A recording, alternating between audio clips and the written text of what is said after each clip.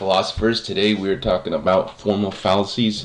Formal fallacies, talking about a fallacy having to do obviously with the form of the argument. So first we'll do a little review. Remember we said that there were four kinds of categorical propositions: A, E, I, O. I don't know why they named them after vowels if there weren't five of them. I have no idea why. But A, all A is B, E, no A is B, I, some A is B, and O, some A is not B. Those are the four kinds. And remember, we talked a little bit about distribution as well. So when I say all S is P, all for A, I think I had all A is B before, but it doesn't really matter. All S is P. The first one is distributed, and the second one is undistributed. Why? You can say all S is P, and you know all of S is inside of P, but that doesn't mean all P is inside of S. That was the big difference between distribution and undistribution. Distribution, you know everything you need to know about this one in regards to the other one. Undistributed, you don't. So no S is P. We know that all of S is outside of all of P, and all of P is inside of all of S. So both of them are distributed. Some S is P. Now, you're saying some S is P, you're saying you don't know if there's some S that's not P, and you don't know if there's some P that's not S. So both of them are undistributed, and we said that was the hard one to see. Some S is not P. S is undistributed. Why? Because we don't know that if there is some S that is P, right? But P is distributed because you know all of P, S, this little bit of S is outside of all of the P, so P is distributed. And then also remember we talked about the difference between truth, validity. Truth is, do the propositions correspond to reality? Validity is the argument set up correctly. So today we're going to talk about some invalid arguments, some that aren't set up correctly. And remember, if you have the premises are true, the things that you use to get to the conclusion, in other words, are true, and it's a valid argument, in other words, it's set up correctly, then you have a sound argument, and you know the conclusion necessarily follows. You know the conclusion is true. And last thing, remember last time we talked about categorical syllogisms. Those are arguments. And when I say argument, I don't mean argument like, yes, I'm right, no, you're wrong, right? What I mean by argument is reasons for believing something, right? So categorical syllogism is an argument that leads to the truth that you know absolutely for a fact it's true if you know the premises are true. So all humans are mortal. Socrates is a human, therefore Socrates is immortal. We said you can symbolize that, right? All H is M, all S is H, therefore all S is M. And this is what it looks like in Venn diagram form. You have all of Socrates let's start from the top. All humans are mortal, so the category of humans is inside of the category of mortal. Socrates is human, the category of Socrates is inside of the category of human. Therefore, Socrates is mortal. The category of Socrates is inside the larger category of mortal. That's why this makes sense. That's why this works. Today we're going to show a few ones that do not work. Formal fallacies. All right, so fallacy number one. Look at this one and see if you can make sense of it. The orbits of planets are ellipses. Ellipses are used to denote omissions and quotations. Somehow my wireless gets disconnected like right when I start making videos. Therefore, orbits of planets are used to denote omissions and quotations. What does all that mean? Well, orbits of planets are ellipses, meaning like not circles, but you know those longer circles. Ellipses, like ... is used to denote omissions and quotations, right? So you use ... when you're quoting somebody, you don't want to say everything that they said. Therefore, orbits of planets are used to denote omissions. Obviously, that's wrong, right? Oh my God, I'm a little crazy. Obviously, orbits of planets are not used to denote omissions. So what's wrong here? What happened?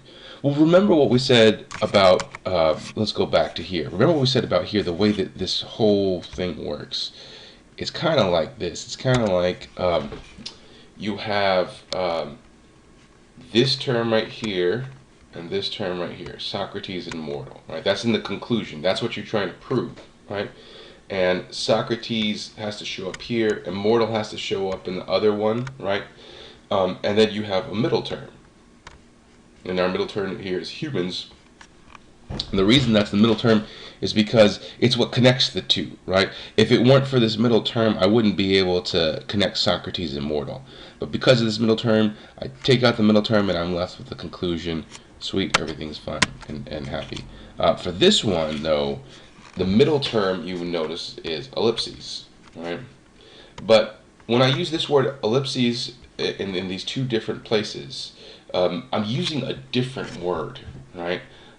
Here it means one thing, here it means another thing, and just because they have to happen to look the same, right, doesn't mean that they mean the same thing.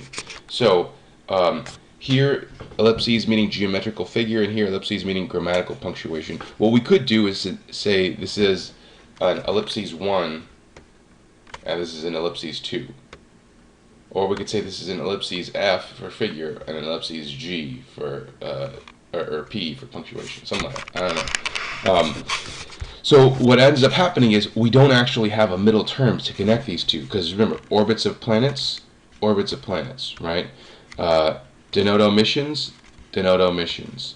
So we have these two terms showing up here, that's all fine, but these two terms, the middle term right here, is actually not the same, so you don't have them connected. So when I draw my Venn diagrams, and I say geometrical ellipses, orbits of planets are inside of geometrical ellipses, and grammatical ellipses are inside of used for omission and quotations. You notice you don't have the orbits of planets inside the grammatical ellipses, because these two different kinds of ellipses, they're different terms.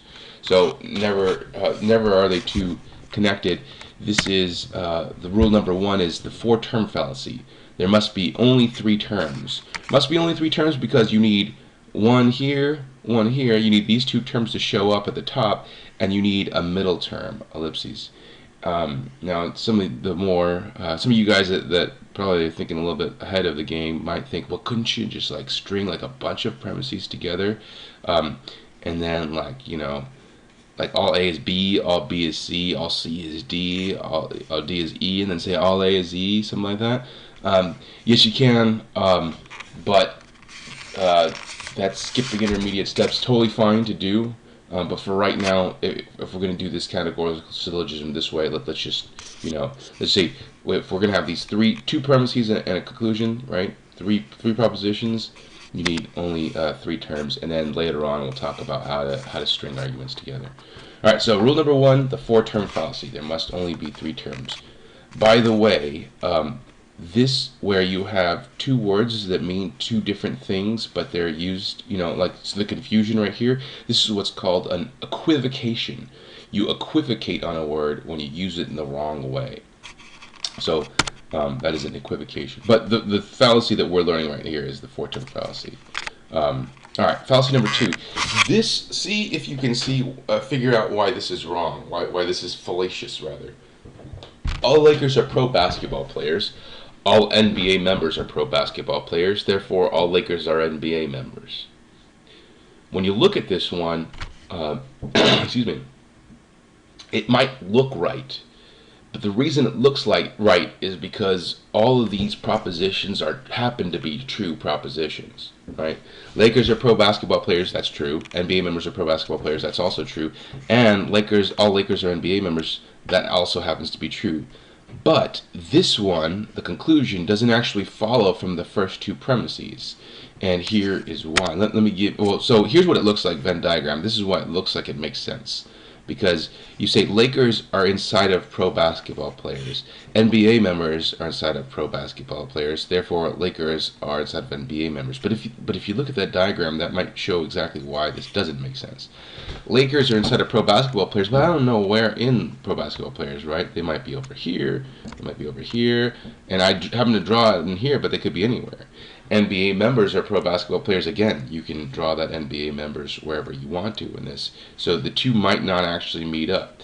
The problem here is your middle term, pro basketball players, is undistributed, right? At least somewhere in here, you have to know everything you need to know about a middle term in regards to another one of those terms, right? You need to know exactly where something is in this middle term in order to actually connect these two and make sense. So here's my example. This might show you a little bit better why this doesn't make sense. So exact same format, right? Exact same format. Lakers are pro basketball players. All A is B, all C is B, therefore all A is C, right? All Lakers are pro basketball players. All Celtics are pro basketball players. Therefore, all Lakers are Celtics. Notice all I've done is change this word right here, NBA members, with this word right here. Excuse me. Oh, man. Excuse me. With this word Celtics.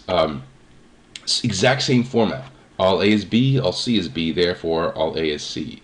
But clearly, Lakers aren't Celtics.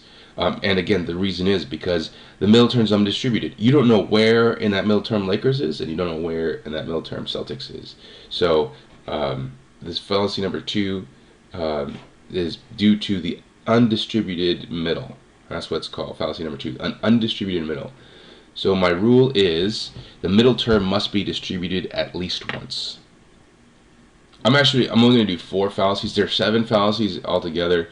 I'll teach the next 3 in the following video, so we'll only learn the first 4 today. All right. All cookies are delicious. No vegetables are cookies. Therefore, no vegetables are delicious. All right.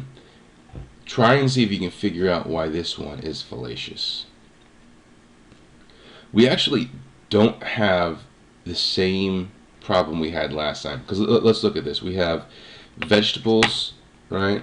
Vegetables here, delicious here, delicious here. So this is the middle term, right? Cookies. And cookies is distributed right here. All right. Remember, when I say all A is B, the first one, A, is distributed, the second one is not distributed. So I don't have an undistributed middle fallacy, so I don't have to worry about that. When the no A is B, both of them are distributed, right? So this one is distributed too. So I know I don't have a problem with that. Let's see. Well, here is the problem with this one. Down here in the conclusion, you see that this one is distributed and this one is distributed, right? Both of these terms are distributed. You're saying you know everything you need to know about vegetables in regards to delicious, and everything you need to know about delicious in regards to vegetables, namely that they're both outside of each other. But here in the premises, delicious is not distributed, it's undistributed, right?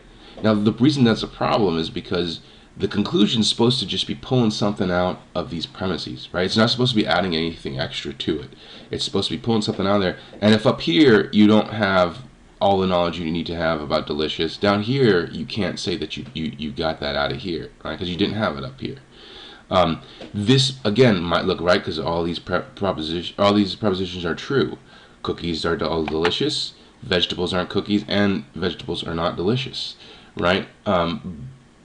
But here's the Venn diagram that makes it seem like it makes sense, right? Vegetables are outside of cookies, but again, you're saying cookies are in delicious. You're saying vegetables are outside of cookies, but vegetables could be outside of cookies over here, right? Oh, my circles are terrible.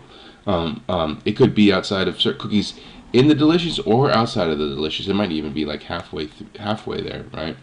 So here's a little bit of a better way to see this.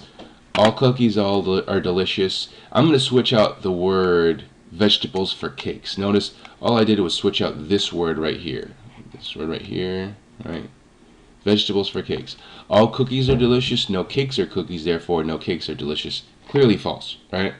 And so cakes are outside of cookies, but they are inside of delicious. This is, and again, the problem here is the fact that you have a distributed thing down here and an undistributed term down up here. Distributed term in the conclusion, but that term is undistributed in the premises. This is called an illicit process fallacy. Now, remember the names of these terms are not all that important. What you need to know is a term is distributed in the conclusion must be distributed in the premises. So if you're going to say you know everything you need to know about that term in the conclusion, you better know that in the premises. All right, last fallacy before we move on to practice. No high school students are over 20. Some St. Margaret students are high school students, therefore no St. Margaret students are over 20. Again, this is going to look like it makes sense because all these propositions are true, right? No high school students are over 20. Ooh, sorry. I don't know if you hear that. I dropped my iPad on my computer, so that's cool. No high school students are over 20. That's true. Some St. Margaret students are high school students. True. Therefore, no St. Margaret students are over 20. This one, I don't know. This one doesn't look like it makes sense to me in the first place, but it might initially make sense. Seem like it makes sense. I'm not sure. So let's see. Here's the Venn diagram, right? No high school students are over 20. So these two things are totally outside of each other. Some St. Margaret students are high school students. That's this right here, right? We're talking about this. Therefore, no St. Margaret students are over 20. And now looking at this picture, it might make sense why this is wrong, because St. Margaret students could actually be drawn like this, right? You could have St. Margaret students, and you said that you knew that, you know, these two things are right here, but you didn't know how far out the St. Margaret students went. So let's change over 20 with under 10. All right, so I'm just going to switch these two. St. Margaret's is preschool through high school, so we know that there are some kids that are under 10. No high school students are under 10, true. Some St. Margaret students are high school students, true. Therefore, no St. Margaret students are under 10. Now we see how these two true propositions don't lead to this conclusion, right? And here's the picture that I just showed you, right? High school students, some St. Margaret students are in high school, but that doesn't mean that, and all high school students are not under 10. I don't even know if what I said just made sense. All high school students are over 10, right? So they're outside of the under 10. And so, but we have this overlap right here. So this fallacy right here, this fallacy is that the conclusion always follows the weaker premise. What's the problem here? The problem here is what I have is a sum right here, right? And this sum is a problem because down here I'm making a universal claim, right? I'm saying something about every single St. Margaret student and every single under 10 student. Whereas here I'm just saying something about, say, I'm saying that some of the St. Margaret students are some of the high school students, right? So, some St. Margaret, yeah, that's right. So, if you're gonna go with a sum statement, you have to have a sum statement down here. If you're going to go, in other words, for a particular, right, some A is B or some A is not B, then this down here is going to have to be a sum as well. So let's see. Sometimes these violate a couple of things, but this one, yeah, this one actually does too. You may have noticed this already, but St. Margaret students down here in the conclusion is distributed, but up here in the premises is undistributed. Right? That was fallacy number 3. Right, fallacy number 3, illicit process fallacy. Terms distributed in the conclusion must be distributed in the premises. So yeah, so this violates actually two rules. So 4 fallacies. Time for a little practice action. I think, yeah. Let me get up our practice. And what we'll do now is we'll symbolize some examples, and we will tell whether they are valid or invalid. Those will be our marching orders for the day. Here we go. Air server. I guess it's as big as it wants to go. All right. So number 1, all terriers are all dogs. All terriers are mammals. Therefore, all mammals are dogs. Again, like yesterday.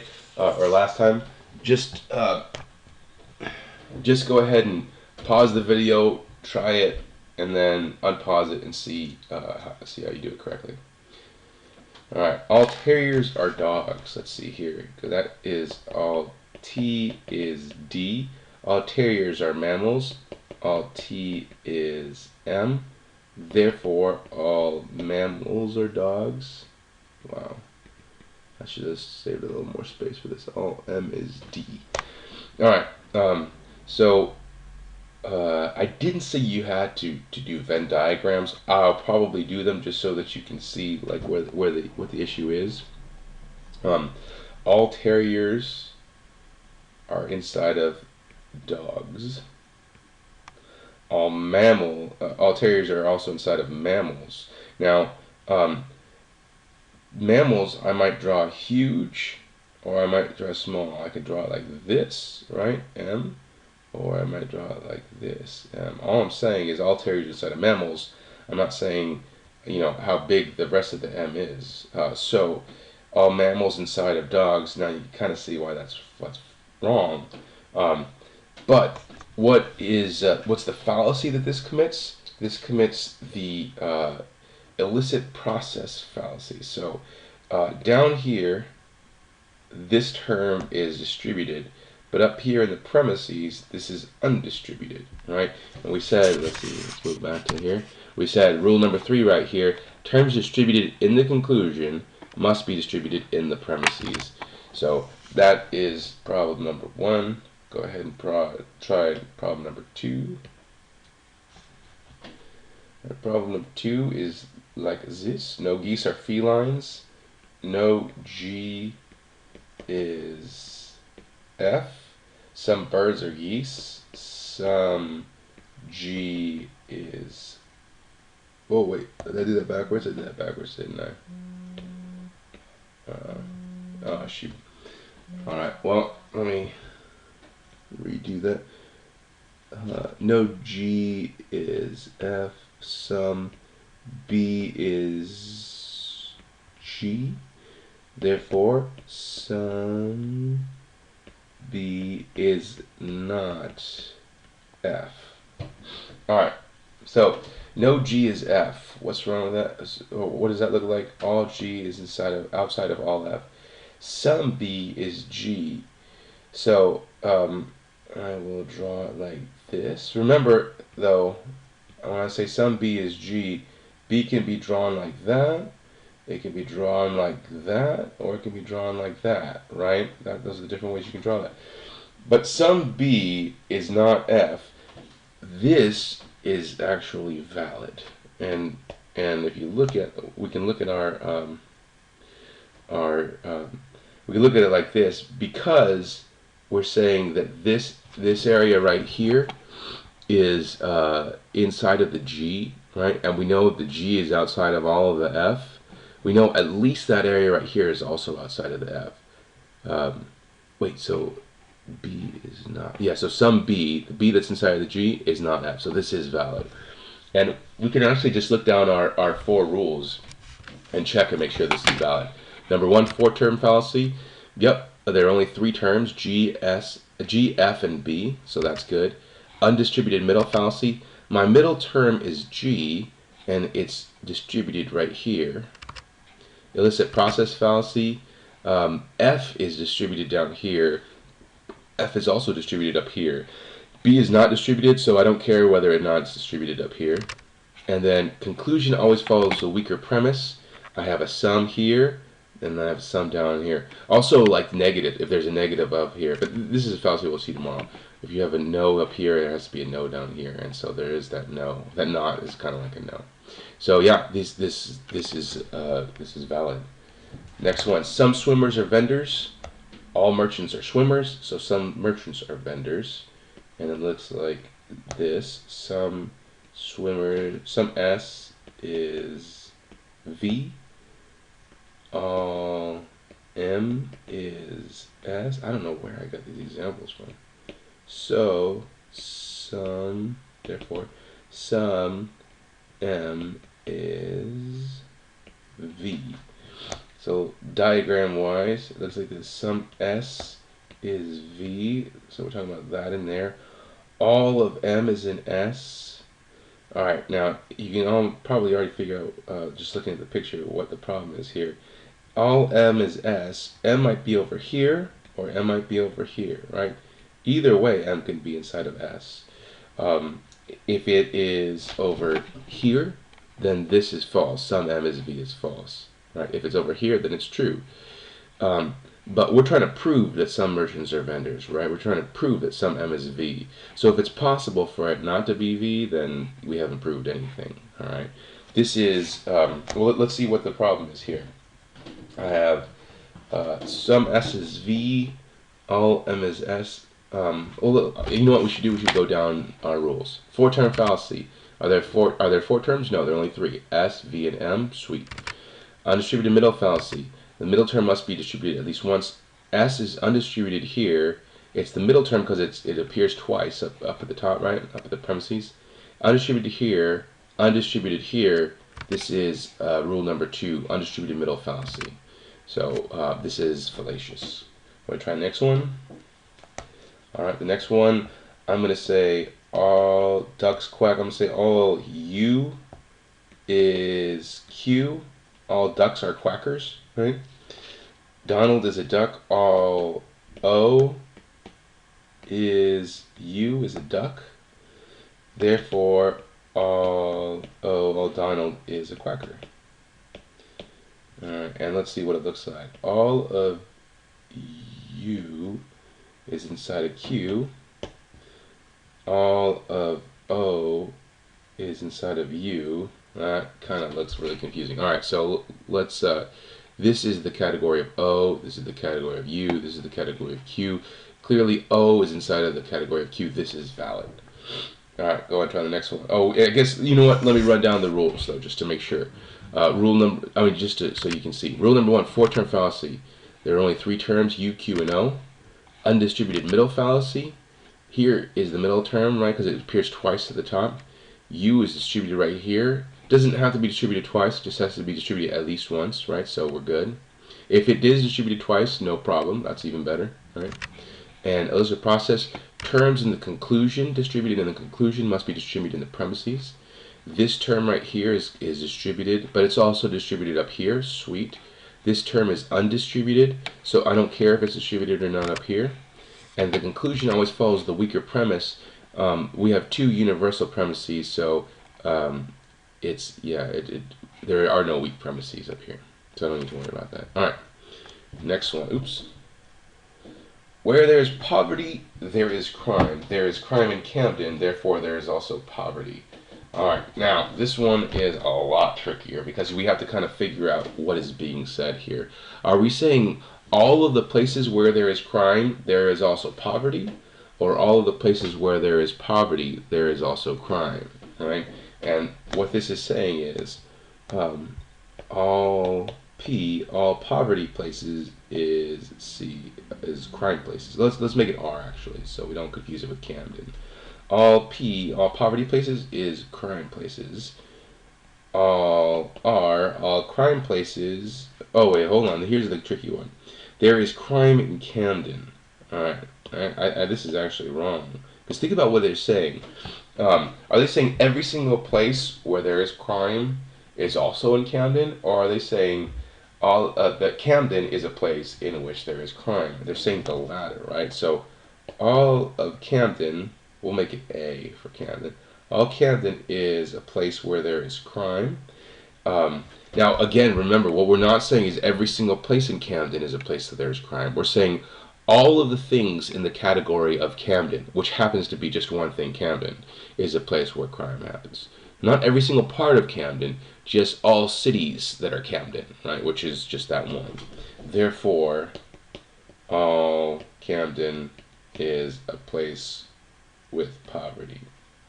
All right, now let's look down our fallacies. 4-term fallacy.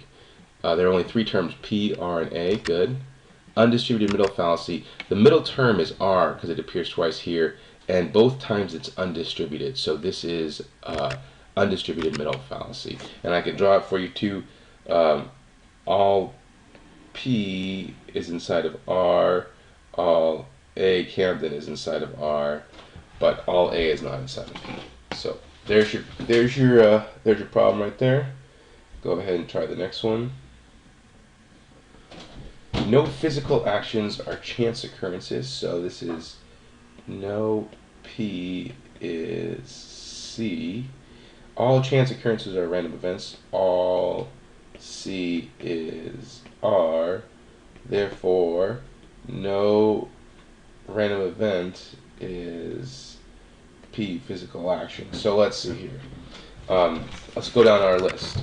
4-term fallacies. There's P, C, and R. Only 3 terms. We're set on that one. Undistributed middle fallacy.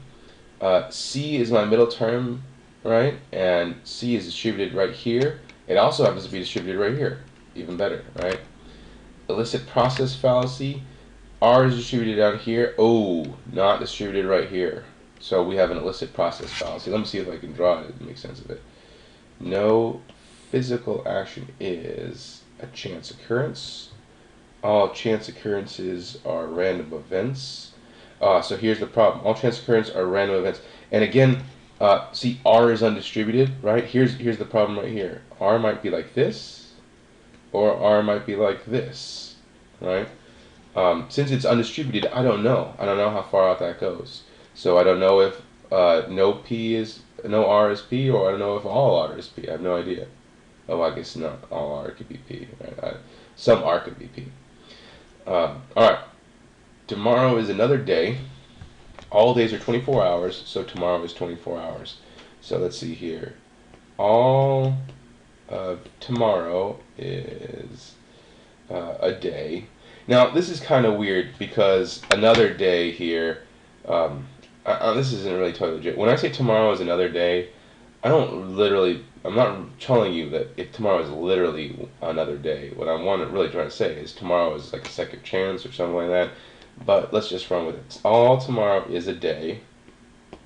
All day is 24 hours. Let's say W 24 hours.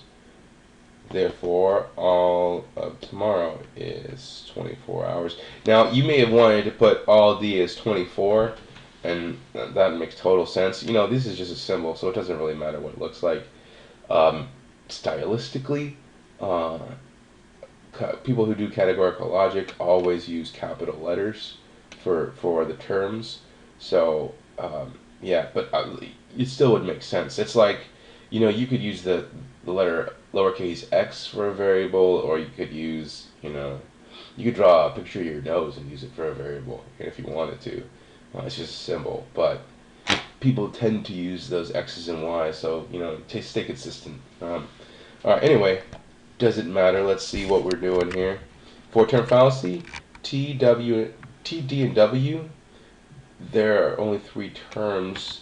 You might have said, if you said another day, like if you said all T is a another day, then there would be a four-term fallacy. All another days are 24 hours. No, I guess you could do that. But this just says all days are 24 hours. Yeah, I guess it's a judgment call on that one. Another day, really, you can just drop that another and you'd be just fine. So, like, this is legit. All T is D, all D is W. Our middle term is D, and D is distributed right here, right?